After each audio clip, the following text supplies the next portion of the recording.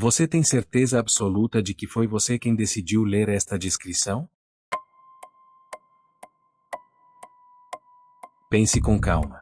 Você acordou hoje. Tomou café, ou não. Escolheu uma roupa. Pegou o celular. Clicou neste vídeo. Tudo parecia escolha sua, não é? Pois saiba que há uma corrente invisível puxando cada uma dessas decisões, e você nem sequer sabe que está preso nela. Nos próximos instantes, você vai entrar em contato com uma ideia tão perturbadora que muitos preferem nunca mais dormir do que aceitá-la. A ciência já acumulou provas suficientes para afirmar algo que a maioria da humanidade rejeita com todas as forças: o livre-arbítrio, do jeito que você imagina, simplesmente não existe. E o mais aterrorizante é que a sua mente foi projetada justamente para esconder esse fato de você. Bem-vindo ao documentário que pode destruir a sua crença mais íntima.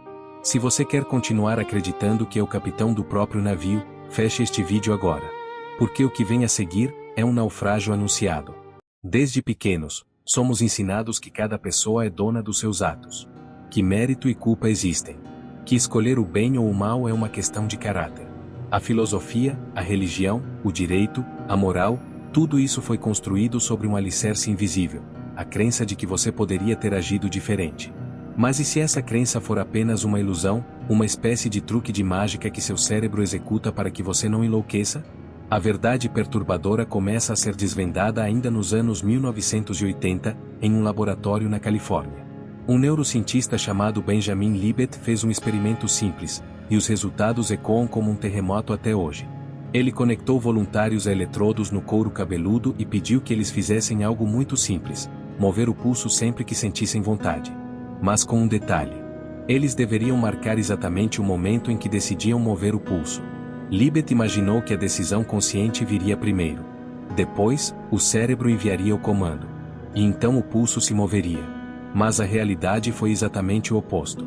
O cérebro dos participantes já estava preparando o movimento até 350 milissegundos antes de eles decidirem se mover. Isso significa uma coisa: a decisão que eles achavam que tinham tomado, na verdade, foi apenas um eco. Um relatório atrasado. O cérebro já havia agido. A consciência só foi avisada depois. Vamos repetir para ficar claro: sua mente consciente não decide. Ela apenas assiste à decisão que já foi tomada. E depois inventa uma história bonita para que você se sinta no controle. Isso não é filosofia. É neurociência. E desde Libet, dezenas de estudos repetiram o achado com diferentes tecnologias: ressonância magnética, eletrodos profundos, inteligência artificial. O resultado é sempre o mesmo. A atividade cerebral que antecede uma escolha pode ser detectada até 7 segundos antes de você ter qualquer consciência dela. 7 segundos. É tempo suficiente para você ler esta frase 2 vezes. E durante esses 7 segundos, seu cérebro já calculou, pesou, decidiu, e você só vai ficar sabendo depois. A pergunta que não quer calar é: se a decisão já foi tomada antes de você saber, quem realmente decide? E a resposta: dói. Mas não pense que a ausência de livre-arbítrio é uma descoberta apenas de laboratórios. Ela se manifesta o tempo todo na sua vida, em pequenos gestos que você atribui à personalidade ou à vontade. Você já parou para pensar por que prefere café a chá? Por que sente atração por um tipo físico e não por outro? Por que tem certos medos irracionais? A resposta não está na sua alma. Está na sua história de condicionamentos, muitos dos quais você não escolheu e nem sequer lembra. Ivan Pavlov, o famoso fisiologista russo, mostrou que um cão pode ser condicionado a salivar ao ouvir um sino, se o sino for repetidamente associado à comida. O cão não escolhe salivar. Ele apenas reage. E o ser humano, apesar de toda a sua complexidade, funciona exatamente da mesma forma, só que com estímulos muito mais sofisticados. Um cheiro que te transporta para a infância. Uma música que te faz chorar sem explicação. Um anúncio que te fazenda comprar algo em 3 segundos. Você não escolheu essas reações. Elas foram gravadas em você, camada por camada, desde o útero da sua mãe. Estudos mostram que preferências alimentares, medos e até mesmo traços de personalidade podem ser influenciados por experiências intrauterinas. Se sua mãe passou fome durante a gestação, seu cérebro foi programado para armazenar gordura de forma mais eficiente, e você vai lutar contra a balança pelo resto da vida, achando que é falta de força de vontade. Não é. É biologia. E biologia não se escolhe. Agora, Prepare-se porque só os mais fortes estão preparados para ouvir o que vem a seguir. E se eu te dissesse que suas crenças políticas, suas escolhas amorosas e até seus valores morais, podem ser completamente invertidos com um simples estímulo magnético no cérebro? Em 2013, um grupo de neurocientistas da Universidade da Califórnia realizou um experimento que poucos tiveram coragem de repetir. Eles usaram uma técnica chamada estimulação magnética transcraniana, uma espécie de ímã que desliga temporariamente áreas específicas do cérebro. E o que os cientistas descobriram é de embrulhar o estômago. Quando os pesquisadores desligaram uma pequena região no lobo parietal direito, os voluntários deixaram de sentir qualquer intenção de agir. Eles simplesmente ficavam parados. Não porque não quisessem se mover, mas porque a sensação de querer desapareceu. Quando questionados, diziam: "Eu não sinto vontade de fazer nada." Não é preguiça. É que não há nenhum pensamento de movimento. Em seguida, os pesquisadores estimularam outra área, o córtex pré-frontal dorsolateral. E aí aconteceu o mais aterrorizante.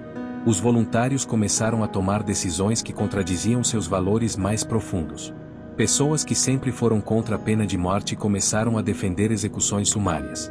Pacifistas começaram a apoiar guerras. E o pior, eles não percebiam a contradição. Eles simplesmente sentiam que aquela era a escolha certa. A crença mudou. E a pessoa continuava achando que estava pensando por si mesma. Isso significa que seus valores, suas opiniões, seu senso de certo e errado, podem ser manipulados com um imã, ou com uma droga, ou com um discurso bem construído, ou com um trauma, ou com um simples cansaço. Você não é dono das suas convicções. Elas são estados cerebrais. E estados cerebrais mudam com a temperatura, com o hormônio, com a pressão social. O livre-arbítrio, nesse contexto, não é apenas uma ilusão. É uma piada de mau gosto. E ainda assim, você continua acreditando que escolhe. Por quê? A resposta está em um mecanismo chamado criação de narrativa pós-evento. Seu cérebro esquerdo, especificamente uma área chamada intérprete, tem a função de costurar uma história coerente com os fragmentos das suas ações. Ele pega o que você já fez, sem ter decidido, e inventa um motivo bonito: "Eu quis, eu optei, foi melhor assim." Esse mecanismo é tão poderoso que funciona mesmo quando a ação é absurda. Em um experimento famoso, neurocientistas pediram para pacientes com o cérebro dividido, epilepsia refratária, realizarem tarefas simples. A um hemisfério cerebral foi mostrada a imagem de uma pá de neve. O outro hemisfério, sem ver a imagem, foi perguntado: "Por que você está se abaixando?" O paciente respondeu imediatamente: "Ah, porque eu vou pegar o meu casaco." O cérebro inventou uma explicação para um comportamento que ele não controlava. E o paciente jurava que era verdade. Não era mentira. Era ilusão. Agora aplique isso a você. Quantas vezes você disse: "Eu fiz isso porque sou ansioso, eu escolhi essa profissão porque amo números, eu terminei aquele relacionamento porque merecia mais"? E se tudo isso for apenas a sua máquina de narrativas funcionando, tapando os buracos de um motor que você não dirige? A curiosidade que nos assombra é: se você não é o autor, então quem escreve sua história? A resposta é ninguém. E isso é o que torna o livre-arbítrio não apenas uma falsa crença, mas um fantasma. Ele nunca esteve lá. Só parecia estar. Chegamos ao ponto em que muitos psicólogos e filósofos se recusam a avançar. Se o livre-arbítrio não existe, então ninguém merece louvor nem culpa. O assassino não escolheu matar, ele foi levado por sua genética, sua criação, seus neurotransmissores. O herói não escolheu salvar, ele foi impulsionado por condicionamentos e sorte. Onde fica a justiça? Onde fica a moral? Onde fica o sentido da vida? Essa é a revelação final. O mundo já funciona como se o livre-arbítrio não existisse. Os juízes aplicam penas menores quando sabem que o réu tem um tumor cerebral. As empresas usam psicologia comportamental porque sabem que consumidores não escolhem, são empurrados. As redes sociais manipulam seus humores com algoritmos. Você já está vivendo sem livre-arbítrio. Só não sabia. E o mais perturbador: você não se importa de verdade. Porque quando alguém te elogia, você aceita o mérito. Quando critica, você culpa as circunstâncias. Seu cérebro já achou um jeito de manter a ficção. A verdade perturbadora sobre o livre-arbítrio não é que ele não existe. É que mesmo sabendo disso, você continuará agindo como se existisse. Porque a ilusão é mais confortável que o abismo. Porque encarar que você é uma marionete sem fio, é doloroso demais. E o cérebro, mais uma vez, vai proteger você dessa verdade. Vai desviar o olhar. Vai esquecer este vídeo. Vai voltar a acreditar que escolhe. Não por maldade. Por sobrevivência. Mas há uma última camada. Uma que os cientistas ainda não decifraram completamente. Se você não pode escolher seus pensamentos, nem suas vontades, nem suas crenças, você pode escolher o que fazer com esse conhecimento. Pode usá-lo para se vitimizar, não tenho culpa, não posso mudar. Ou pode usá-lo para desenvolver algo raro, humildade radical. Se ninguém escolhe ser quem é, então julgar o outro é tão absurdo quanto julgar a chuva por cair. E perdoar se torna não um ato de bondade, mas um ato de lucidez. O livre-arbítrio pode ser um fantasma. Mas a compaixão, essa sim, é real. E ela não precisa de um eu no controle para existir. Ela só precisa que você entenda que o outro também não escolheu. Que o agressor foi moldado. Que o violento foi moldado. Que você foi moldado. E que, talvez, a única liberdade verdadeira seja a de olhar para toda essa engrenagem, e mesmo assim, escolher, mesmo que essa escolha também seja determinada, espalhar um pouco menos de sofrimento. Você não é o autor da sua história. Mas pode ser um bom personagem. Se esta viagem ao fundo da mente mexeu com você, inscreva-se no canal. Ative o sino. Nos próximos vídeos, vamos explorar o experimento que provou que qualquer pessoa pode se tornar um carrasco, os sinais silenciosos de manipulação emocional e por que multidões obedecem líderes perigosos. Até lá, respire fundo.